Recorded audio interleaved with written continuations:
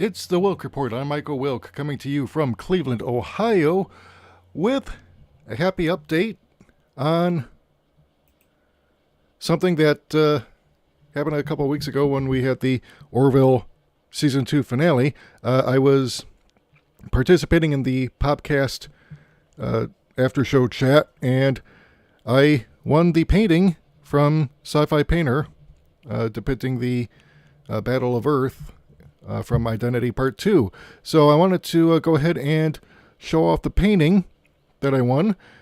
And but before I do that, I want to go over a couple of news articles that I have called up. So let me post those real quick, and then I'll show you the painting. So, all right. So this is dated from May 3rd. It's by Tom Surratt over on TVGuide.com. He says, the Orville has more than earned a Season 3. It starts, I've got some bad news for you. Over the next few weeks, some of your favorite shows are going to be canceled. Networks are planning their schedules for next season, which means they need to decide which shows will return for a new season and which will give up their spots and lives for something new. But Fox would be a bunch of morons crammed into a clown car if it decided to cancel its sci-fi series The Orville, because it really deserves a third season after a stellar Season 2.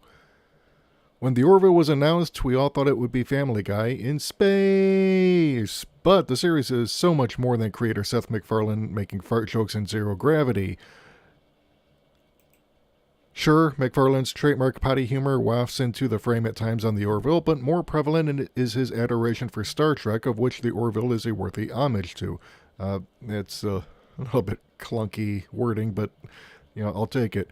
So then you see a picture of Scott Grimes and Dan, Lieutenant Dan. Yeah, if you notice, so it's a bit of a joke with regards to Forrest Gump. On the right, the big-headed alien, Lieutenant Dan. If you didn't notice that, you notice it now because I just told you. But yeah, that's just one of the many in-jokes that you can find in this show that if you weren't paying attention, that's it. So, but yeah, let's continue on. Star Trek's sense of optimism and exploration makes up the bones of the Orville, creating a genre-hopping throwback adventure series that makes sci-fi accessible to all, and that's probably what initially threw critics off. It wasn't a comedy, though. It had laughs, and it wasn't a drama, though it certainly had dramatic moments. It defied convention and was a show the likes of which hadn't been seen on television for decades in today's hyper-specific world that demands TV be something or fit into a category. Shows just, can't just be broad sci-fi nowadays. Understandably, that's tough for today's audience, which is why Season 1 was just a warm-up for Season 2. The foundations of the ensemble cast were being set, and the boundaries of the possibly limitless sci-fi universe and its technology were just being touched, but in Season 2, the Orville took the next great leap and made the best use of both. So, yeah, take, for example, lasting impressions. The Orville's pilot, Gordon, played by Scott Grimes, becomes enamored with a ship simulation of a woman from 2015 based on a phone message she left as part of a time capsule. It's an idea that isn't new. Black Mirror's Be Right Back explored the idea of love with an android recreated from a social media footprint.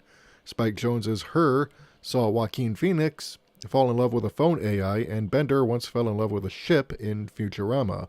But it isn't an idea you're likely to see anywhere on broadcast television, which prefers to keep it simple. But on the Orville, which dares to go where few broadcast shows go, it's a telling window into Gordon's psyche. The guy just wants a girlfriend, and the story lays that out with all the moral quandaries that go with it when you have the technology to create a girlfriend.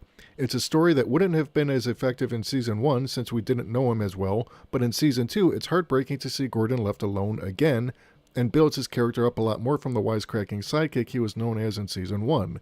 Grimes is one of the few main cast members who didn't have an episode dedicated to his character in Season 1. So yeah, and you can read the rest of the article here, but yeah, he makes a pretty compelling argument for why the Orville has earned its spot on the Fox roster for next season. And from May 6th, by Tom Chang over at Bleeding Cool, the Orville executive producer David A. Goodman talked Season 2, Season 3, and more. With the Orville's second season wrapped up and awaiting a third season, executive producer David A. Goodman opened up on a wide range of topics, from his Star Trek background and what is adapted into the Orville to his thoughts on the show's future. Goodman's relationship with the series creator and star Seth MacFarlane spans over 14 years with animated comedy Family Guy, which Goodman also serves as executive producer. And of course, he goes into this great big interview, which is great, and I highly recommend you read it. But yeah, this is a show that really has earned its spot on television for the duration. Like I said, I will be so bummed if this show ends up not getting a third season, but we have to endure more of STD and the claptrap that, the metaphorical clap that it brings with it.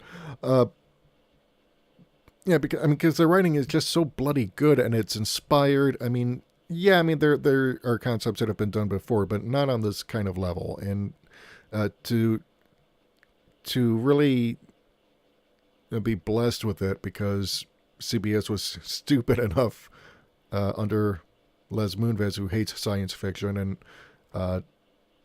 never would have agreed to something so meaty and intelligent, because he likes things dumbed down. So MacFarlane took it to Fox, and the rest is history. I highly recommend you read the interviews. I'll link to them below. So now let's go ahead and show off the painting.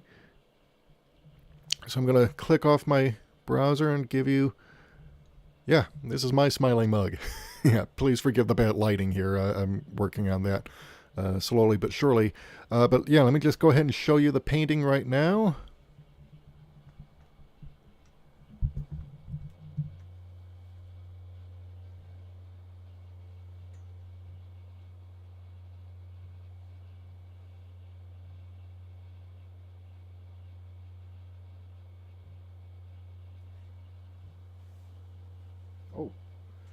Let me show you some of the detail here up close, because that's the full thing. So you can really see all the attention to detail here. You got the moon blasting, you got the Kalon vessel, below here in the corner. If you watched the Popcast, this was shown as it was being worked on. So that's what you get when you watch the Popcast and shows who are big enough to do giveaways like this, because and it's really simple. You just gotta leave a comment, participate in the chats. These guys are super knowledgeable. They're enthusiastic about their subjects, and